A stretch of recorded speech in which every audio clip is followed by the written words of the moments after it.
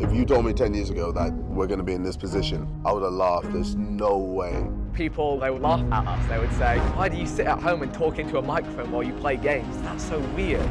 But the more content we can make, the more views we were going to get. Hello, so you may have recently seen that the Sidemen have released a Netflix documentary.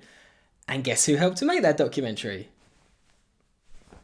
Yes, so that's what this video is going to be on. I've left a few different chapters in the description below, so if you don't want to listen to my sexy English accent and you want to skip to the parts that perhaps you're a bit more interested in, then please do so using the chapters. Otherwise, in the great words of Philip DeFranco, let's just jump into it. So in 2022, I was approached by a former head of production at Disney and at Google, a gentleman named Luke Hyams. And Luke had just set up his new production company, a company called Pangaea, and they were making a documentary, and it was on the Sidemen.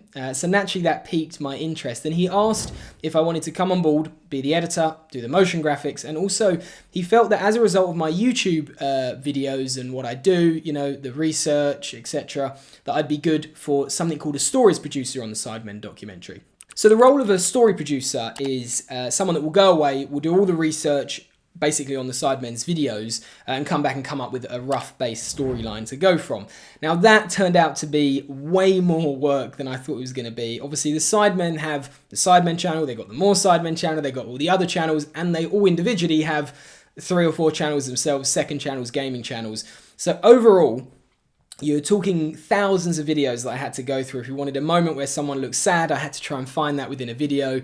Someone was happy, but if they didn't quite work, then I had to find it somewhere else. So within 2022, 2023, guaranteed, I watched more Sidemen videos than anyone else on the planet. So everything was agreed with Arcade Media, the Sidemen's management team, and the shoot days were confirmed, and we were going to be in a warehouse in Dartford, and the set design was really quite simple but stylistic in the sense that each Sidemen member had a different colour light to establish who they were stylistically. Luke would be directing the project, and it was a 3-camera setup with the interviews. You had camera 1, which was the wide, which I was manning on the days of the interviews. You had second camera, which was a mid, and then you had the third camera, which was a slightly elevated close-up. Now, the cameras didn't always work, unfortunately. You'll notice at the start of the film, JJ has all 3 cameras working, 1, 2, and 3. Halfway through though, you only have cameras 1 and 2 working. Unfortunately, on the day of JJ's shoots, the third camera, the elevated close-up, decided to just stop working. Sorry, one sec, this camera's just crashed. Oh really? For some unknown reason. Should we cut quickly? Yeah, let's cut. The director of photography took the battery out, the screen still stayed on, never seen that happen before. So we had to unfortunately just take that one as it was, and JJ for the rest of his interview only had 2 cameras. We did have Harry coming in after JJ on that day in the afternoon. So the director of photography decided as a workaround to set up another camera. It was a different make of camera, so the colour profiles were slightly different as you can see here in the raw footage, but of course that was all corrected in post. So I got to chat to each Sidemen member before we actually got on set over Zoom. We did pre-interviews, and the reason that we did this was so that we could find out information on different topics that we wanted to push the narrative of the documentary in, but things that maybe weren't publicly known or a little bit more personal. So that way, on the day of the actual interview on set, Luke, who was directing, could come up with a question list, and that way we could push the narrative in that direction and make sure that all the right questions were asked. On the set though, when we finally got to meet all of them, they're pretty much exactly as you could imagine. It takes a while to sort of get warmed up when you're on set. You need to sort of talk. Obviously 3 cameras in front of you can feel a bit cagey. But once everyone sort of got warmed up, they really came across exactly as you kind of know their personalities online. Toby, for example, we had a break and he's asking everyone, are you okay? Do you need a drink? Just showed that he was quite a caring, kind of loving guy. I'll take a break if you want a break, or I'll carry on if you want to carry on. Whatever's easy for you, look. Does anyone want my hand warmers? Are you cold? I'm good. I'm good. You got some?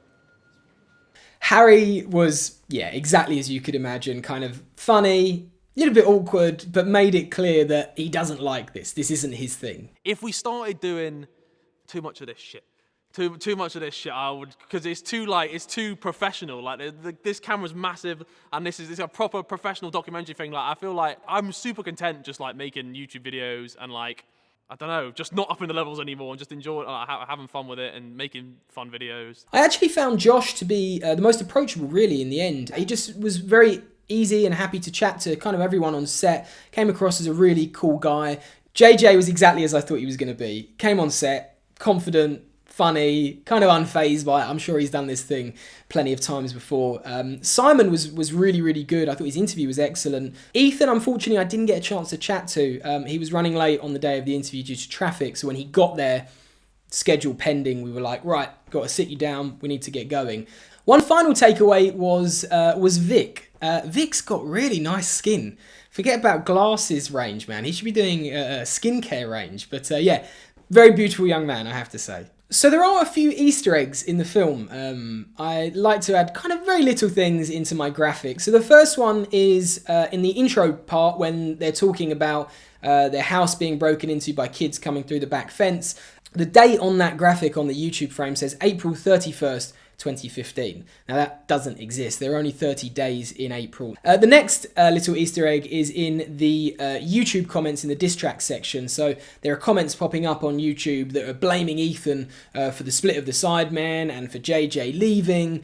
And basically, as the comments zoom up, they're all too blurry to sort of make out. But there's one that may resemble a certain Filthy Frank. And the bottom comment, you'll notice, has a dog in it, which is my old dog, Nico. So all the comments that you see, they are real and they're taken from people that commented, but we switched out the profile pictures for clearance reasons.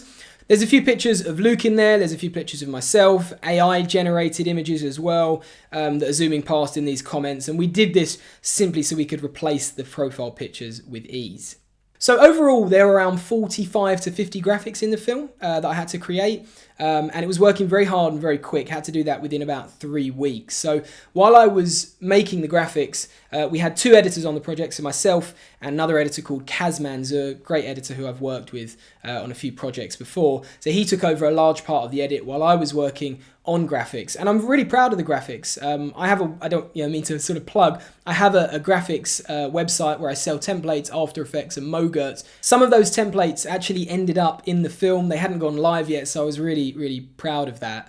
You can check that out if you want. The website is jfx.co.uk. There's some really great stuff for filmmakers and YouTubers, basically. And one final thing, very small detail that you might notice in the trailer and also at the start of the film is the clapperboard. As the clapperboard hits, you'll notice the name of the film says EIC.